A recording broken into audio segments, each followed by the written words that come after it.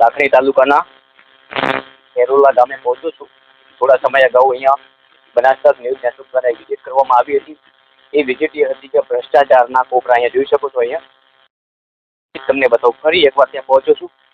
આ પ્લાન્ટમાં પૂર્વ સરપંચ દ્વારા પણ અનેક રજૂઆતો કરવામાં આવી છે, પરંતુ ભ્રષ્ટાચાર એટલો બધો ફૂલ્યો ફાલ્યો છે. એમાંય પાણી પુરવઠા વિભાગની હલકી ગુણવત્તાનું કામ અને કેટલા પૈસા એ કોન્ટ્રાક્ટરોના ખીચામાં જાય છે અને કેટલા પૈસા અધિકારીઓને ઘર ભરવામાં જાય છે. કહી શકાય કે અહીંયા કરોડો રૂપિયાના ખર્ચે સરકાર દ્વારા તમામ સુવિધાઓ ગ્રામીણ વિસ્તારમાં કરવામાં આવતી હોય છે. કરોડો રૂપિયા જાય છે ક્યાં? સરકાર દ્વારા ગ્રામીણ વિસ્તારોના વિકાસ માટે અનેક ગ્રાન્ટો ફાળવવામાં આવતી હોય, પરંતુ અત્યાર સુધી એ ગ્રાન્ટોમાંથી માત્ર 50% જેટલા કામો થતા હોય. અને આ જે પ્લાન્ટ છે પાણી પુરવઠા વિભાગ બનાસકાંઠા, મસ્ત મોટો ભ્રષ્ટાચાર, સૌથી મોટું કૌભાંડ જો બનાસકાંઠામાં થતું હોય તો પાણી પુરવઠા વિભાગમાં થાય છે. બીજા નંબરનું રોડ કોન્ટ્રાક્ટરો કરતા હોય. અને હાલમાં આ છે બનાસકાંઠામાં પાણી પુરવઠા વિભાગ દ્વારા જે પણ પ્લાન્ટો બની રહ્યા છે, તમામ પ્લાન્ટોની અમે મુખ્યમંત્રીને લેખિતમાં રજૂઆત કરી છે કે આ તમામ પ્લાન્ટોની તપાસ થાય. જ્યારે ગાંધીનગરની કમિટી અહીંયા તપાસ કરવા આવશે ને ત્યારે ખબર પડશે કે આ લોકોએ કેટલા રૂપિયા પોતાના ગજવામાં નાખ્યા છે. અહીંયા પૂર્વ સરપંચ દ્વારા પણ અનેક આક્ષેપો થયા છે. મારી સાથે આ વિસ્તારના ગ્રામીણ વિસ્તારના યુવા એક મિત્ર છે, જેમની આ સાથે પણ આપણે વાત કરશું. કેટલા સમયથી આ બની ગયું? આ તો ખાસા સમયથી બની રહ્યું છે. ખૂબ ભ્રષ્ટાચાર થયો છે. જે પાયો નોગે ત્યારથી ડુપ્લિકેટ બાજુ નાખવામાં આવ્યું છે. કોઈ વિકાસનું કામ કરોડો રૂપિયાની ગ્રાન્ટ ખાઈ ગયા હતી અને 50% કામ થયું. બરોબર, આ લાંબા સમય ટકી શકશે નહીં.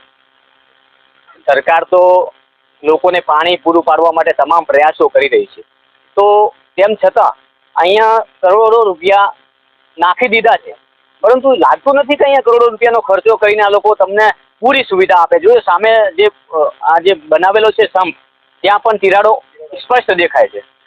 શું લાગે છે, સરકારના પૈસાનો ગેરરીતિ થાય એવું તમને લાગે? ગેરરીતિ થઈ, સરકારના પૈસા ગેરરીતિ વપરાઈ રહ્યા છે અને આ કંટ્રાક્ટરે ખાઈ ગયા છે પૈસા 50%, અને આ બધું ડુપ્લિકેટ કરવામાં આવ્યું. તો અધિકારીઓ જે આપણા જે આજે આપણે ખરીદી કરીએ ને એના ટેક્સના પૈસાથી જે તે અધિકારીના પગાર થતા હોય છે, તો એ લોકો શું સંભાળવા? એ હવે બધા તોડફોડ બધા ભેગા જ હોય.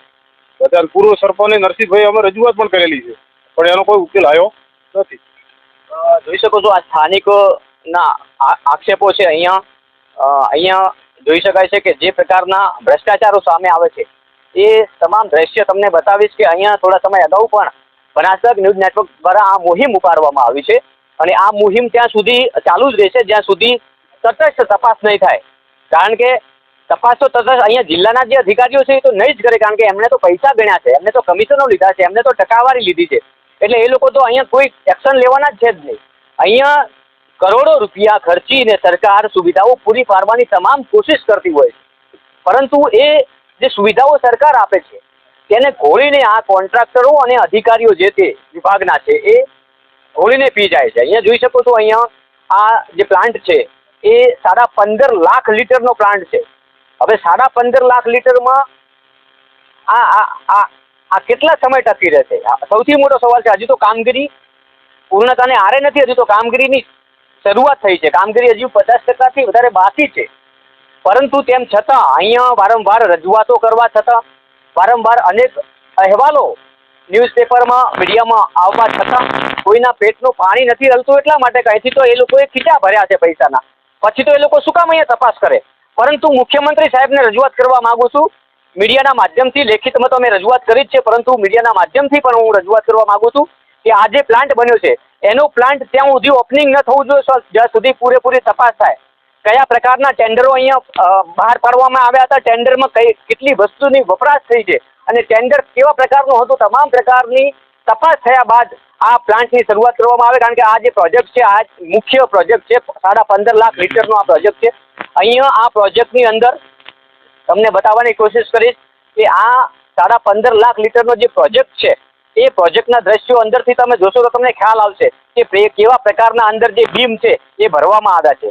જોઈ શકાય છે કે જે પ્રકારના દ્રશ્યો અહીંયા બનાસકાંઠામાં છેલ્લા કેટલાય સમયથી પાણી પુરવઠા વિભાગના દ્રશ્યો ઘોર બેદરકારી અધિકારીઓની, કારણ કે વિઝિટ કરતા હોય તો એ તો ખાલી આંટો મારીને જતા હોય છે, એમને તો કંઈ જોવાનું આવતું નથી. કેમ ના જોવાનું આવે? કારણ કે એમને તો ટકાવારી મળતી હોય છે, અને એ આ ભ્રષ્ટાચારના કોપડા જે છે ને એમનાથી તો એમનું ઘર ચાલતું હોય છે.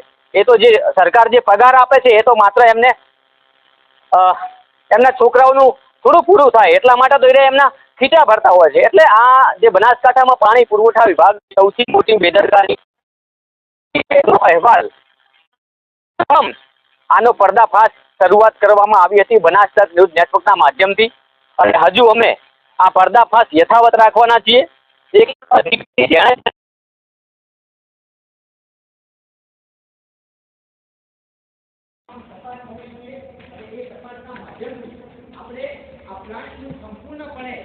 ફરીથી આ જે કામગીરીમાં આ જે કોપડા ઉભરી ગયા છે ને, આવું ને આવું આગથળા પ્લાન્ટમાં પણ છે. આગથળા પ્લાન્ટમાં પણ સૌથી પહેલા બનાસકાંઠા ન્યૂઝ નેટવર્કમાં દ્વારા વિઝિટ કરવામાં આવી હતી, પરંતુ વિઝિટ બાદ ખબર પડી કે અહીંયા બનાસકાંઠા ન્યૂઝ નેટવર્ક પહોંચ્યું છે એટલે બીજા દિવસે એ તમામ જે ખાડા હતા, જે ભ્રષ્ટાચારના પુલ હતા એ પૂરી દેવામાં આવ્યા હતા માત્ર રેતીથી. આપણી સાથે એના બીજા પણ એક સ્થાનિક આગેવાન છે. કેટલો ભ્રષ્ટાચાર આ તમારા જ વિસ્તારમાં બની રહ્યું છે? તમે અહીંયા વિઝિટ કરી દીધી, પરંતુ ત્યારે અહીંયા આવ્યો હતો હું, મારા બીજા પૂરી કરતા અહીંયા પછી જે દિવસે કોર્ટનું કામ ચાલુ હતું ને એ દિવસે આગળ કરિયા કામ ચાલુ હતું, પાછળ કલરનું કામ ચાલુ હતું. એટલે આ શું ચોરી કરવી અને પાછળથી ઢાંકી દેવી. દેશી ભાષામાં અમે એ કહીએ કે ચોરી કરવી પાછળ ઢોકે કે કલર કામ ક્યારે થવું જોઈએ? માનો કે બધું કામ પરફેક્ટ થઈ ગયું, પૂરું થઈ ગયું, પછી એનું કલર કામ થાય, બરાબર? એટલે ભ્રષ્ટાચારની જો વાત તો કરવામાં આવે ને તો પાયાથી મોડીને આ દિવસ સુધી થોડો ભ્રષ્ટાચાર જ છે. અને આ પ્લાન એટલે આ તો અમારા છોકરાઓને પાણી પીવા માટેની વ્યવસ્થા સરકારે કરી છે. અને આમાં કદાચ સરકારની બેદરકારી આપણે કહી શકાય તો 100% હોય જ, કારણ કે સરકાર જેની હોય એના અધિકારીઓને કહેવામાં કેમ ના હોય? છતાંય અધિકારીઓ અને કોન્ટ્રાક્ટરો બધા મિલી ભગત સરકાર સાથે સંકળાયેલો હું તો કહીશ, કારણ કે મને કોઈની પેલી નથી. સરકાર, અધિકારીઓ અને કોન્ટ્રાક્ટર બધા મિલી ભગત કરી અને ખોટા પૈસા ખાઈ ગયા છે. તમે તો 50% પૈસા કહેતા છે આમાં પૈસા વાપર્યા છે, પણ હું 50% માનતો નથી. આમાં 25%નું કામ કર્યું, 75% પૈસા લોકોના ખિસ્સામાં ગયા છે. અધિકારી, કોન્ટ્રાક્ટ અને સરકારના જે તે હોય છે. સાંભળો, આ સ્થાનિક અહીંના આગેવાન છે, ખેરોલા ગામના છે, એમના જ ગામમાં પ્લાન્ટ બનતો હોય, એમના જ ગામમાં કોઈ વિકાસના કામો થતા હોય તો કોણ રાજી ના હોય? રાજી જ હોય, પરંતુ એ કામ જ એવા કરે તો આક્ષેપ તો થવાના છે ને. આક્ષેપ કરી રહ્યા છે કે આ 50%ની માત્ર 25%માં કામ થયું છે, તો 75% રૂપિયા ગયા ક્યાં? 75% રૂપિયા કયા કોન્ટ્રાક્ટરના, કયા અધિકારીના ખીચામાં ગયા? તેને અમે આ સબૂતીને બતાવશું. જે તે અધિકારી હોય છોડવાના નથી જ્યાં સુધી આની પૂરેપૂરી સંપૂર્ણપણે મીડિયાને સાથે રાખીને તપાસ કરવામાં નહીં આવે, સ્થાનિક આગેવાનોને સાથે રાખીને તપાસ કરવામાં નહીં આવે, ત્યાં સુધી અમે છોડવાના નથી. આ જે કામ છે આગથળા બંને લાખણી વિસ્તારમાં આવે, આગથળામાં પણ આવી સ્થિતિ છે. હવે જ્યારે મીડિયા આના અહેવાલો ચલાવે છે ત્યારે એ બીજા દિવસે રેતી નાખીને પૂરી દેવામાં આવે છે, પોતાના ભંભોળો ઢાંકવાનો પ્રયત્ન કરે. આગળ વાત કરી કે પેલો પાછળ કલર કામ કરે એવું, એટલે આમાં શું આ લોકો જ્યારે ચંતર પાયાનું કામ કર્યું ને એટલે તાત્કાલિક પેલા રેતીના તોલા ભેગા રાખે, અંદર કેટલો સિમેન્ટ કેટલી માત્રામાં નાખ્યો, કેટલું લોખંડ નાખ્યું, શું લોકોની નજરમાં ના આવે, એટલે તાત્કાલિક કાચી માટીથી ઢાંકી દેવામાં આવે, લેવલિંગ કરી નાખવામાં આવે છે. એટલે આમાં ખોટું તો ઘણું ખોટું છે. અમારા મનવાનું કોઈ ખોટામાં પાર જ નથી. શું થવું આનું કાયદેસરના પગલાં લેવા જોઈએ. અને અમે જે તમારા જો હિંમતવાળો મીડિયાવાળો ભાઈ આવે છે એની સાથે અમે ગામ લોકો મળી અને આની સામે બળવો કરવો પડશે, સુરેશ કરવું પડશે, જે તે પગલાં લેવા પડશે. અમે ગામ લોકો હાથે રહી તમે અમને સપોર્ટ કરજો. સાચા નહીં? બિલકુલ, અમે હંમેશા સચ્ચાઈ બતાવવાની તમામ પ્રયાસો કરતા હોઈએ છીએ. જ્યાં ખોટું થતું હોય ત્યાં અમારી ટીમ પહોંચી જાય છે, અને અમે તમારી સાથે જે ગ્રામજનો પૂરેપૂરો સહકાર આપશો તો આ પ્લાન્ટમાં જેટલી પણ ગેરરીતિ થઈ છે ને આપણે બહાર લાવવામાં તમામ પ્રયાસો કરીશું. બરાબર. તો એથી અમને મદદરૂપી બનજો અને ગામ લોકો બધા તૈયાર જ છે. ખોટું તો કોઈને સહન થતું જ નથી, પણ શું કરતા હોય અમુક મજબૂર આપણને કરતા હોય છે. નાના માણસને બહુ દબાઈ દેવામાં આવતો હોય છે. એટલે આપણે મધ્યમ વર્ગમાંથી છીએ, એટલે કોઈ આપણે બોલીએ કે કહીએ કે તો શું સરપંચો કે બીજા આ જે હોય છે એમને થોડા ઘણી ટકાવારી કરી દે એટલે બધા કામ ઢાંકી દેતા હોય, પણ અમારે કોઈ આમાં ટકાવારી છે નહીં, કોઈને લાચારી છે નહીં. અને આનો પાયાથી મળીને આ દિવસ સુધીનો બધું પૂરેપૂરેનો પગ લેવામાં આવે ગામ લોકો સાથે. ચોક્કસથી તો હતા અહીંયા સ્થાનિક આગેવાનો. અહીંના જે પૂર્વ સરપંચ છે નરસિંહભાઈ દેસાઈ, તેમને આ કામ બંધ કરાવેલું છે, એટલે એ પણ આમાં લડતમાં છે. આ ભ્રષ્ટાચાર થયો છે એ પૂર્વ સરપંચ પણ પૂરેપૂરી તાકાતથી લડી રહ્યા છે, પરંતુ હાલમાં એમની તબિયત નાજુક હોવાથી અહીંયા ઉપસ્થિત નથી રહી શક્યા. કારણ કે એમણે પણ આ મુહિમ ચલાવી છે, એમણે પણ ભ્રષ્ટાચાર સામે આક્ષેપો કર્યા છે, એમને લેખિતમાં રજૂઆતો કરી છે, પરંતુ અત્યાર સુધી કારણ કે જે તે અધિકારી પાસે આની રજૂઆત કરી હોય, જે તે અધિકારી પાસે તપાસ માંગી હોય, પણ એ તો બનાસકાંઠામાં તો એ જ અધિકારીઓ છે ને, કારણ કે એમના તો ખીચામાં પૈસા ગયા છે, એ તો અહીંયા તપાસ કરવા આવવાના જ નથી, અને તપાસ કરવા કદાચ આવશે તો એ તો અહીંથી નીકળી જવાના છે ચારે બાજુ આંટો મારી. પરંતુ લેબોરેટરી થાય, આ તમામ જે પ્રકારના કામો કર્યા છે ને, અહીંથી માટી લઈ એની લેબોરેટરી થાય, કેટલી ટકાવારીમાં કામ થયું છે એની સંપૂર્ણપણે તપાસ થાય, અને ત્યારબાદ આનું ઓપનિંગ કરવામાં આવશે. ત્યાં સુધી અમે જંપવાના નથી. એક સંપ સુધી પહોંચવાના છીએ, એક પ્લાન્ટ સુધી પહોંચવાના છીએ. બનાસકાંઠામાં સૌથી મોટો જો ભ્રષ્ટાચાર થતો હોય ને તો પાણી પુરવઠા વિભાગના અધિકારીઓ જ કરી રહ્યા છે, અને આ અમે સાબિત કરીને બતાવશું. નમસ્કાર.